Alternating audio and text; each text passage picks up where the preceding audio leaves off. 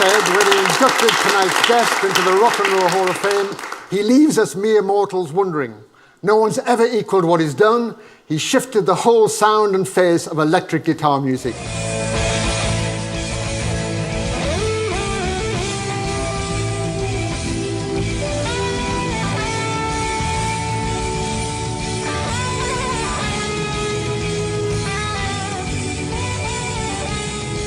Described frequently as the guitarist, he's been inducted into the US Rock and Roll Hall of Fame twice. He's a BAFTA winner and an 8-time Grammy winner. But in his own words, I'm an awkward son of a bitch when it comes to doing the expected.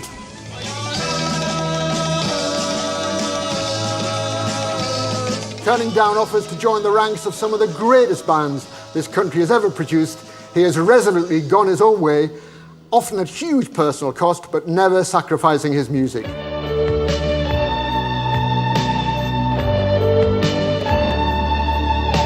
Britain has produced some of the world's most innovative and brilliant guitar heroes. Eric Clapton, Jimmy Page, Dave Gilmour, and Pete Townsend, to name but a few. But in many ways, this guy beats them all.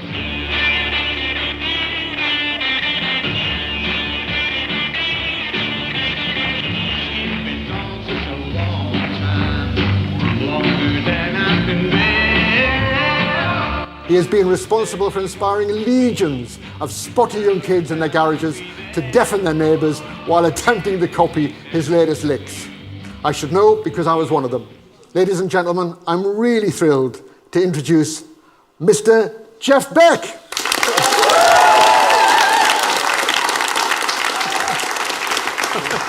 See you, Jeff.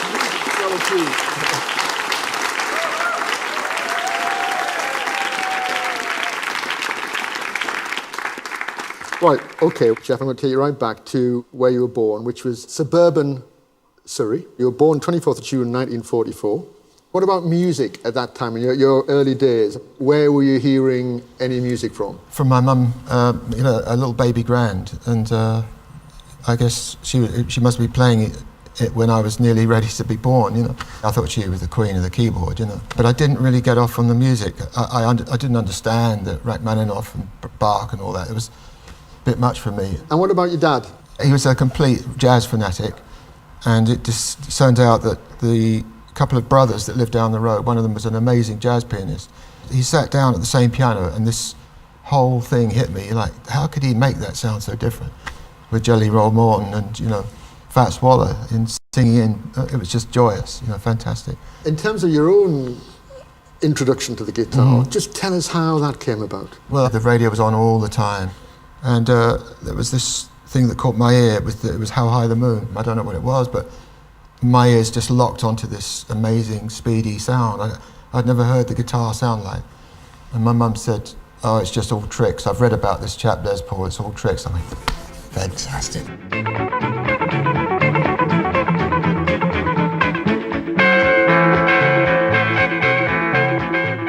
It thrilled me, I don't know what it was. When she said electric guitar, then it triggered something in my head. You plug it in the wall and it lights up. What's it supposed to do?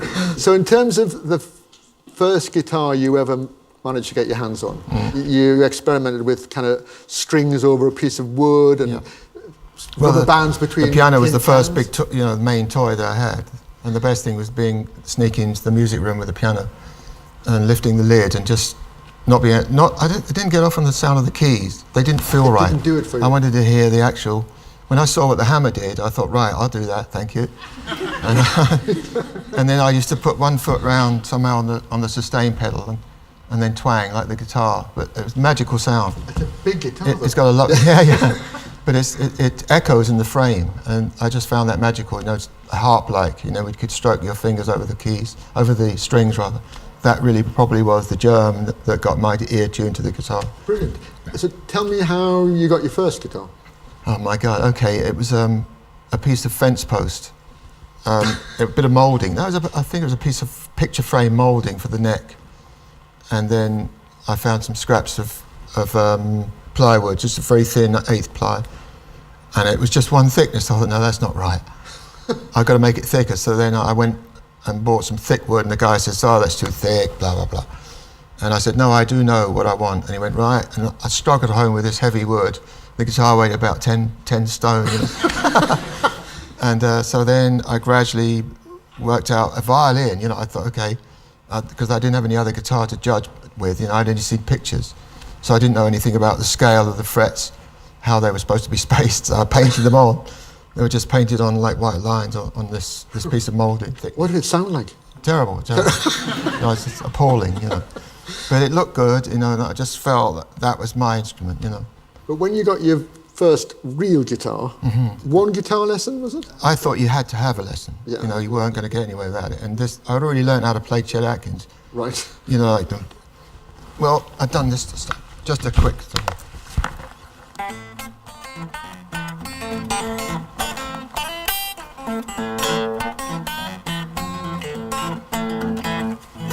I played that and he went, get out of here, go on, get out. He said, I don't teach that sort of stuff, and that was the end of that. 1956 you just mentioned, which was quite a year, because you go to see The Girl Can't Help It. Oh, God, yeah. And it seemed like that had quite an effect. Yes, it did, and I just came out of there just floating. I thought, there is a God, you know. It was just amazing, riddled with all my favourite stars, you know, the Platters, Gene Vincent, Little Richard, just mind-blowing. Gene Vincent's guitarist Yeah. had a really profound effect on you, didn't he? He did, but so did Scotty Moore. I mean, I don't know what it was about those rockabilly records. I was more impressed with the solos than there was of the singing. I used to listen for the guitar breaks. Can you give us a little demo? I mean, when you're sort of 11 and you hear this, like...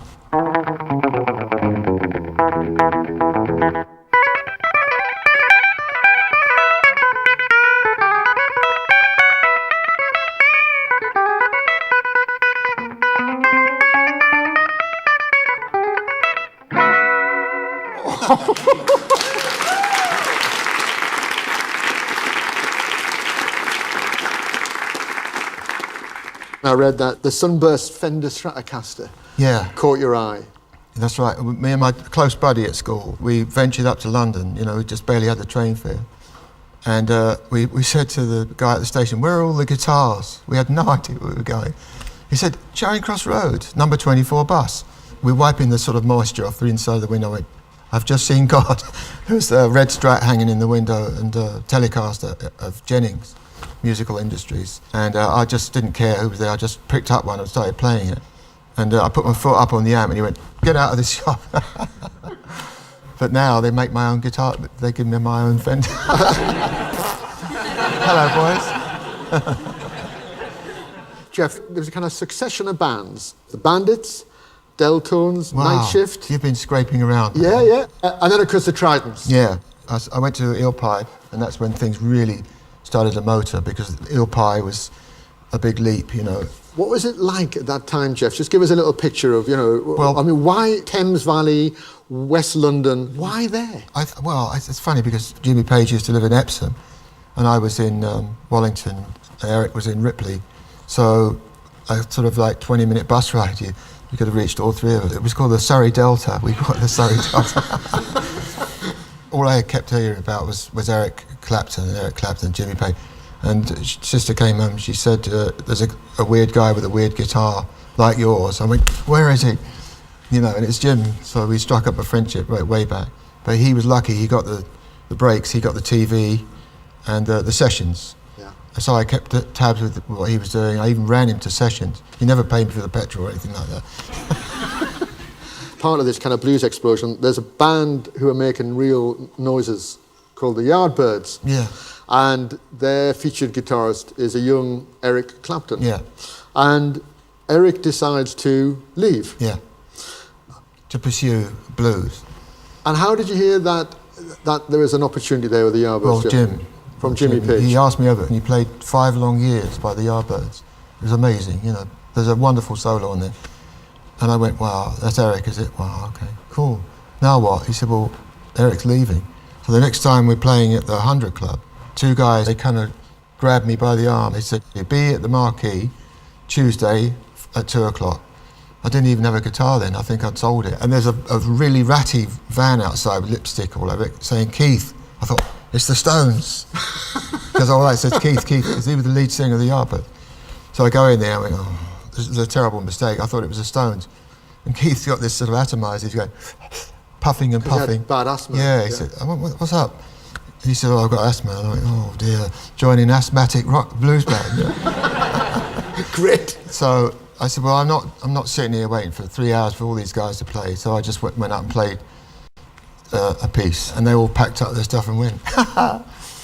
So you got the gig. You got the gig. Yeah.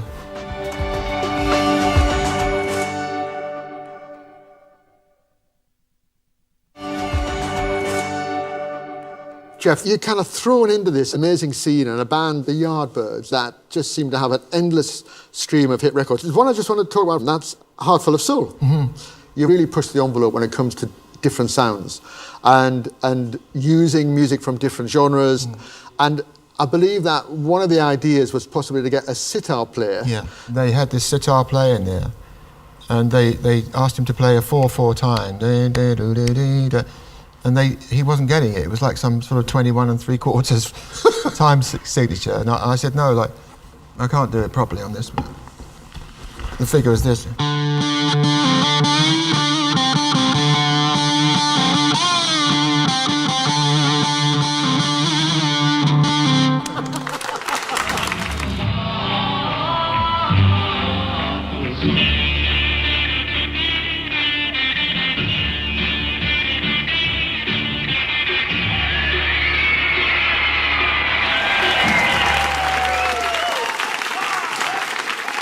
You tour the States a lot, and you have success in the States. With the Yardbirds? Yeah, some of the tours that you did with the Yardbirds, it was pretty hellish. Yeah, there was 600-mile drives. It was diabolical.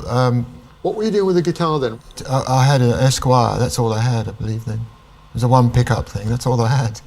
Simon Napier Bell, who was one of your various managers, says, gig after gig, Jeff tottered round the stage, ramming the neck of the guitar through the speakers and crashing his feet into the delicate electrical controls. I was left a prisoner in my suite at the Chicago Hilton, phoning around America, trying to find the location of every Marshall amp in the country, and chartering planes to fly them to the next evening's gig, only to be destroyed by another night's bad-tempered becking. Yeah, I told you, didn't I? I used to knock them off because they were rubbish, not because I was showing off. I just lost my temper with the sound because they were doing that kind of feedback when I didn't want it. You know, they either that or they weren't loud enough or punchy enough. One of the places you did get to play was Sun Studios, the famous Sun Studios. Oh God, I mean, how good is that?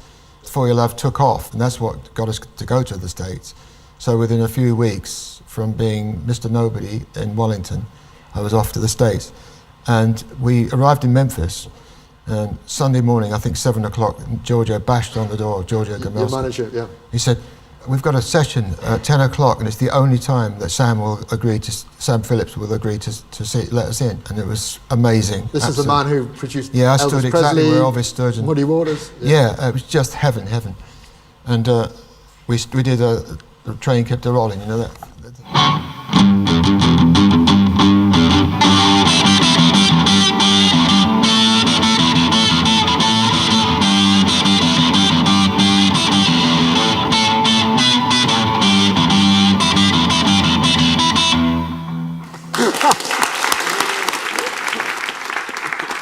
It was a magical time. I mean, we couldn't believe how quiet he played the playback. And he said, I ain't going to blow my speakers up for you. He said, I'm going to make you a acetate. You could take it back to your motel and blow your heads off. And that's exactly what I did. I went back there, turned it up full, and it sounded like perfect, amazing. The lovely drums and big bass. And I mean, what a thing, from being in Croydon 1 minute and then Chess as well. Then Chess Studios. Recording at Chess. We did that.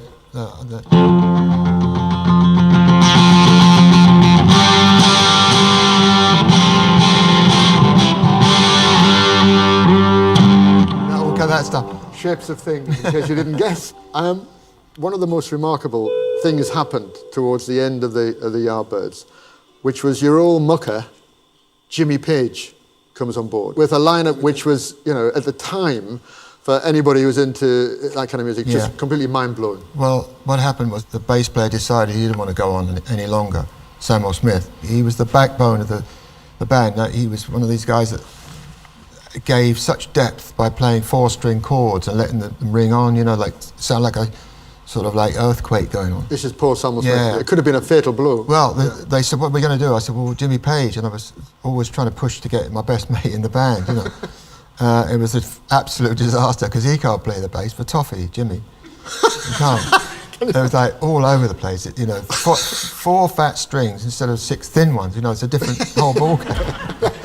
And I said, listen, tomorrow night you're on lead, double lead, it doesn't matter, with, you know, bollocks to the bass. And Chris was better on bass than Jimmy, so then I shot myself in the foot because I had to put up with him going all over the place when I was trying to solo. What a lineup. No, I mean, Jeff Beck and Jimmy Page in the Yardbirds. Yeah,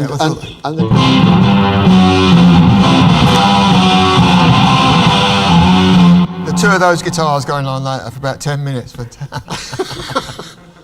And it produced happenings 10 years time ago. Yeah. Absolutely revolutionary for so many reasons. The feedback and the effects that are on that track. Can you give us a little taste?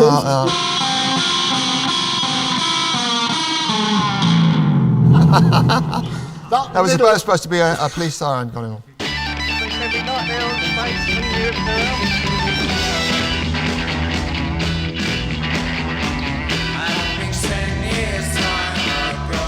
But again, revolutionary, Jeff. I mean, you know, for the time, which is a theme throughout your whole career, that you were just really, really wanted to keep experimenting and trying new things. You say, my playing is always bordering, and the words you used, on total calamity. Back then, I was just substituting the bad playing with experiment, backwards echo, and I used to play, get a feedback going with one guitar, then plug another one in and get that going, and leave them on the top of the amp feeding back, and then play another one along with that. Bit Bjorky, you know, for the time. And I mean, just in terms of what you got out of the guitar, I'd love, Jeff, if you could just give us a little guitar masterclasses to show our audience. We could do Where Were You? Just stand up. Yeah, no, do.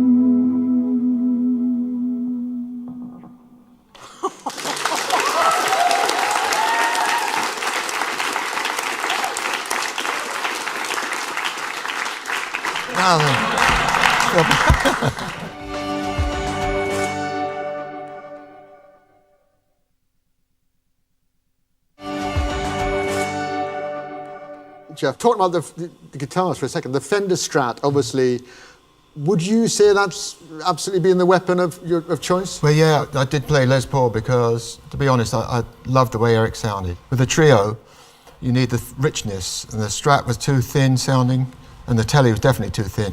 Just the fatness of the Les Paul low end was amazing. I thought, I've got to get one of those. But what is it about this bad boy? Well, then Jimmy came along, you know, yeah, and he completely spun my head around, but he almost had as fat a sound as Eric with the Strat, so I thought, that's it. Jimmy Page. I'll have some of that, yeah.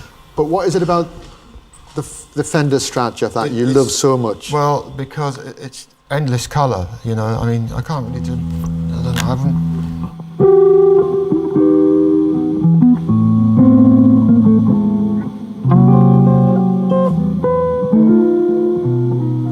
To that, to this thing.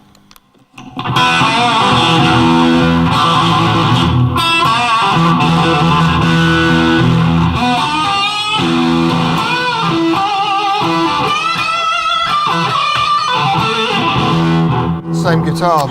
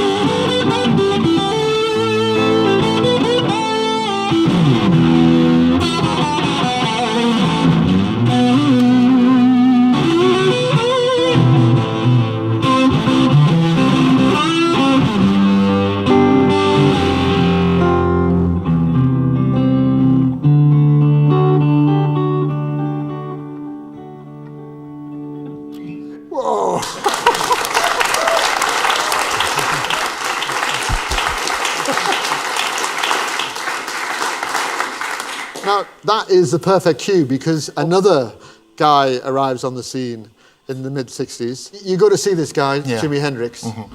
Tell me about that. Well, somebody woke me up at 7 in the morning and said, "Have you heard Jimi Hendrix?" I went, "No." I had no idea what he was talking about. Later that day, I go to a guitar shop and the first thing the guy says is, "Have you heard Jimi Hendrix?" I went, "Wait a minute, at 7 o'clock this morning, this guy's got to be something else." And I went along to this club and he came on and gave it large with 2 Marshall stacks. And it was all over. I just thought, this is ridiculous. You know, he's doing everything I would love to do, only better, and looks amazing. And I went, oh, okay. Maybe he'll just go away. No one will ever know what happened. And so then I came out and Townsend's coming down the steps. He went, "What's he like? What's he like?" I said, "Rubbish." I said, "It's just you without the arm swinging. You know what's going to..." Yardbirds, amazing period, but then it comes to an end. I kept getting sick with this terrible throat. So it was like, what are we going to do with him? He keeps getting ill. And then I lost my temper a lot. And they said, right, Jeff, we're going to go to Australia. I went, terrific. I've always wanted to go there. I said, no, we're going. You're not going. That was my ticket out of there, really. How did you feel when they said that? Waking up the next morning and you're not a Yardbird anymore. You know, you're just nobody. And I thought, I don't know if there's any scraps left for me, you know, in the business. And that was kind of like the lowest point in my life, I suppose. And what I did was I went to a club where the Yardbirds used to go, and who's in there but Rod Stewart? He'd just been kicked out of John Baldry's band. And I said, "There's my number, call me tomorrow." And he gave me a big hug, and that was it. We met up at the same place, just outside the club. Went to the Science Museum. Like you do. The Science Museum? No, he was mad on steam trains and stuff. Right. We went there. And by the time we came out, we'd planned the band. And this was the first Jeff Beck group, yes, it wasn't was, it? And I think, you know, the result of that was an album, phenomenal album called Truth. We were primed, ready to record, and only just scraped a record session with Mickey Most because he wasn't interested. Not the slightest bit interested. Mickey Most was kind of the, I guess, the Simon Cowell of the day. Yeah, you could say that. Huge producer. Yeah, there was really good stuff on there, you know, but he was trying to make me into one of these sort of Euro pop things. And because a result of that was a song which you've described as being a ball and chain round your ankle, which was, of course, Hi-Ho Silver Lining. Can we edit this out? And he also said that signing to Mickey was probably the biggest mistake of your musical career. If you saw the royalty rate, you'd agree. Yeah. My heart was still back with Gene Vincent and the real blues and Muddy Waters, and just wanted to be committed to that, but still push it. And that's the result with Rod. You know, we tried to push the boundaries of blues.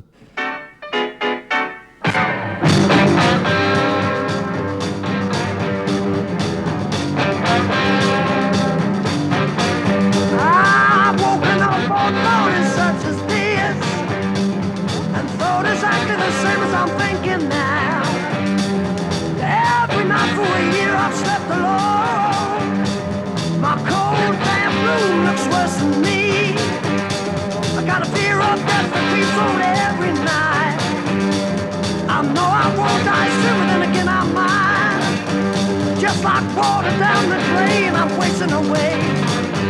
And all doctors can help the ghost of a man, that's me. Tell us what Rod was like back in the day. We were very close, you know. We used to share a bottle of Dubonnet before going on, that sort of thing. And get nicely oiled. You could then, you know, you were so nervous. We didn't know how we were going to be taken. He still had trouble because he had the backcombed hair, you know. I mean, it was severely backcombed. And he had women's blouses on, you know, with puff sleeves, you know. And but when they heard him sing, it was over. And then luckily we got to America by the skin of our teeth.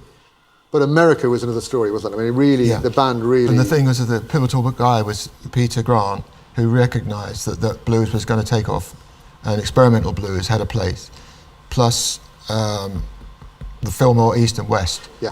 Were bookends to America, really. And interesting, you talk about Peter Grant. Peter Grant famously, of course, went on to manage Led Zeppelin. Yeah. I'm really curious to know how you feel about this, because obviously, with that band with Rod Stewart, there's talk of Jimmy actually stalking you at gigs and watching what was going on. He did. And Peter Grant obviously was there, yeah. Very omnipresent. Yeah. And then next thing is Led Zeppelin happened. Well, I tell you what happened. We had just embarked on a second album tour in '69, and we played the Spectrum, Philadelphia. And Peter had told Jimmy, watch out, Beck's really taking off over there. So Jimmy's not going to sit back without having an investigation. And he turned up to the Spectrum, and we were on fire that night. And then several weeks later, we were in the Americana hotel, and there was a little record player there and a demo. And Jimmy wasn't there, but Pete said, do you want to hear this? And he played it, and I said, well, this is the Truth album, isn't it? Virtually. And he said, no, it's Jimmy's album. What do you think? I went, well, I'm very flattered because half the songs are the same kind of treatment, you know, the same songs. And the interesting thing for me is that sort of music you were playing was revolutionary. And I think the Truth album kind of summed it all up. Where was Truth recorded? Here. But it was recorded at Abbey Road. Yeah. Talking about Abbey Road, one of the, again, turning points in your career, Jeff, was recording a Beatles song and actually having an album produced by oh my God, yeah, the incredible George Martin. Yeah. And that song was A Day in the Life. Yeah. And I think if Jeff could play that for us here in Abbey Road, we could probably all go home very, very happy. I'll try. There's no orchestra, there's a 40-piece orchestra on it, and so you'll have to imagine that. But my good friend Nicholas, who's 20 times better than I am, is going to help out.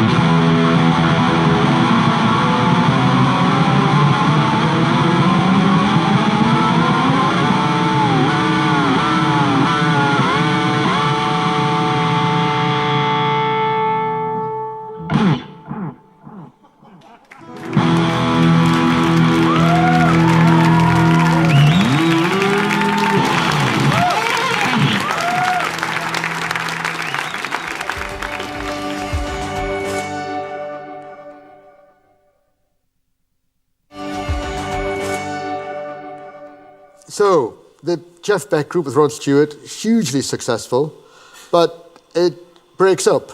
How did it fall apart? I had a car crash, but in '69, it was sad, very sad, to wake up in hospital with your face out here and in the back gone out, and then somebody threw the Melody Maker on the bed, and it was Rod Stewart joined the Faces.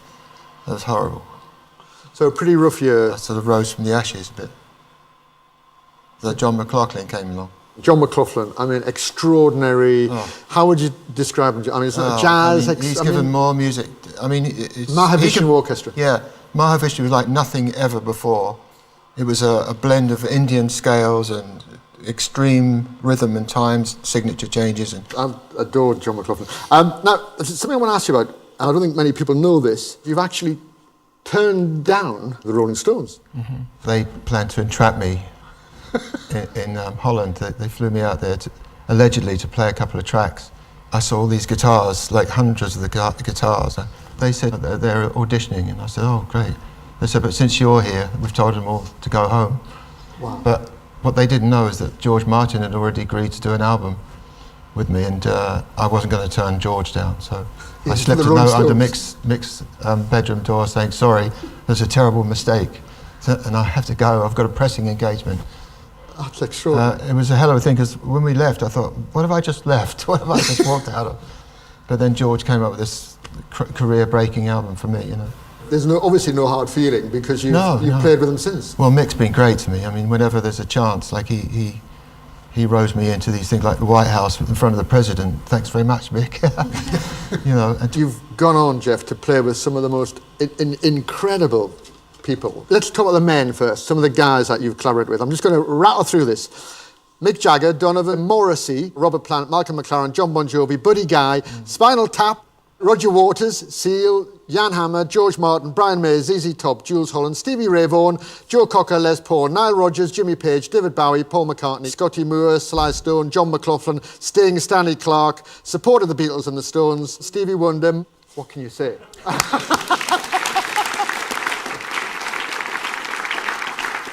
There's a story around superstition, isn't there? Yeah. The agreement was, if I flew over to record a couple of tracks with Stevie, that he'd write me a couple of songs in return. And I crept over to the drums and just played that figure. That's the only thing I could really play. He said, what's that groove? I said, oh, it's me, it's not a drummer, it's Jeff. So I just kept going, and then he got on the clavinet, and it was all like, you could tell straight away. It's a clavinet. So Stevie basically wrote that for you?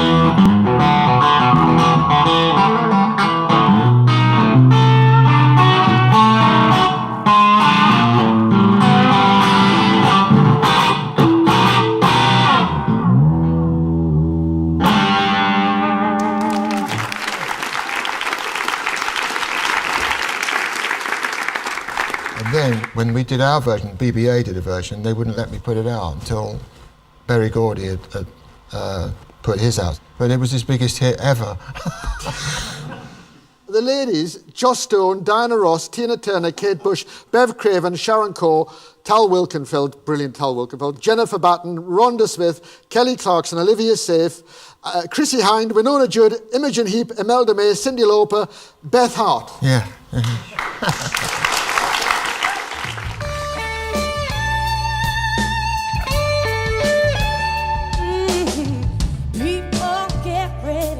There's a train joining, picking up passengers from coast to coast. Faith is the key, open the doors and board them. There's room for all the loved and the most, yes there is.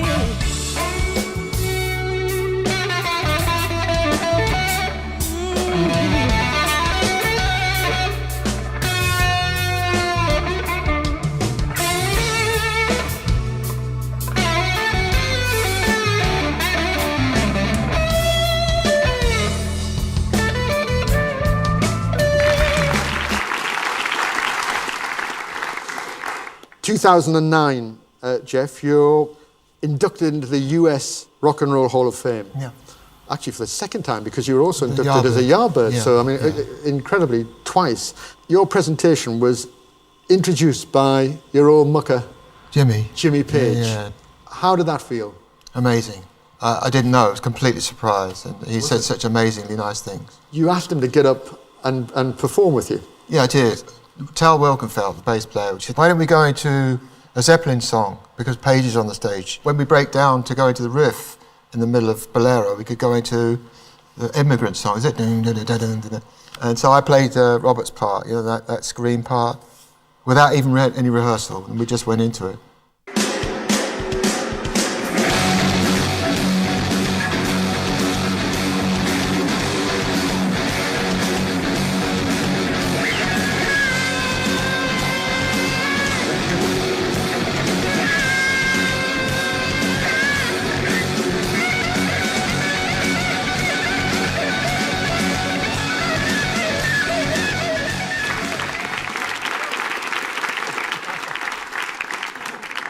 Okay, we've come to the point in the programme where I'm going to throw over to our music students and our audience to ask Jeff whatever you like. So have we got anybody to just kick off the proceedings? Hi, I'm Jake, I'm a songwriter. I was wondering, how important do you feel silence is within a track? It's all important, you know. The trouble is that people don't know when to shut up, do they? I heard it through the grapevine. That is a gold dust piece of music, just without any backing at all. And all those gaps and the way he phrases is just delightful. Yeah, silence is gold. Next question, please. Hi, I'm Ed. I've been playing drums for about 20 years. I was wondering if you've ever battled with confidence, and if so, how you've dealt with it and whether it's got easier over time. No, I've never got over, no, I'm not confident at all. It's I don't know, I mean, I have to keep telling myself that's what happens to actors in play, you know, live plays where they literally throw up before they go on. You know, I didn't do that today, but because of the way that you beautifully conducted this. Thank made you. me feel comfortable. You get people like Jennifer who can help you get over that. You know, Jennifer Band, affirmations and all that. And I used to go to sleep with listen to a tape of her talking, saying that you don't have to feel negative, just think of the good things. And to have that, one of the band members tell you how to control nerves, you know, it's amazing. Next question. Hi, Jeff. I'm Harry. I'm an artist manager and a teacher. Do you think Rob Reiner based the character of Nigel Tufnell from Spinal Tap on you? Yeah, you got the hair right, didn't you? Apparently not. I said to him, you must have been studying me. What did you think when you saw the film? I loved it immediately. We took a bottle of champers with us and hid that between the seats and went, right, bring it on. And it started and we started laughing. And then everybody else in the audience was going, shh, don't you know this is deadly serious? And we went, oh. And then when the pods wouldn't open, I went, oh. Brilliant. Right, Jeff, we've come to the section of the show called Single File. I'm going to ask you a single sentence question. You've got to try and answer it with a single sentence answer. We've talked about collaborations. A single artist you're yet to actually perform with? Well, I love Prince. I mean, I always thought that would be a pretty tasty sort of partnership. Marvin Gaye, I would have loved to play with Marvin Gaye, just to the melodies. And we're doing a Brian Wilson tour later in the year, so one of my idols from the 60s, the backdrop, all that Pet Sounds and stuff, and we're going to be on the same stage together. So that'll be really another goal. Of all the albums you've done, Jeff, what's your single favourite? I suppose people like the Blow by Blow album, but it's impossible to narrow that down. I mean, there's one or two solos that are quite nifty. Single event which changed your life forever? Being in a music shop when I was just noodling away on my own in lunch hour for my job I was at, and this guy came in and said, if you'd like to play in my band, here's my card. And he was a right sort of northern character that played sort of like bar lounge stuff, but it was a start, you know, but it actually changed my life, it did. It just leaves me to say it's been a real treat, especially sitting in Abbey Road studio. So I just want to say a huge thank you for coming here and talking music today. Thanks for inviting me. I had a great time.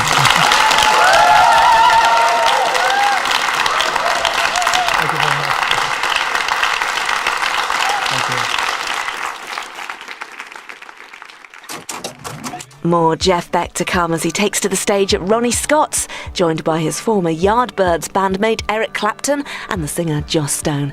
It's brand new after the break. More Talks Music same time next week when Malcolm meets Nile Rodgers.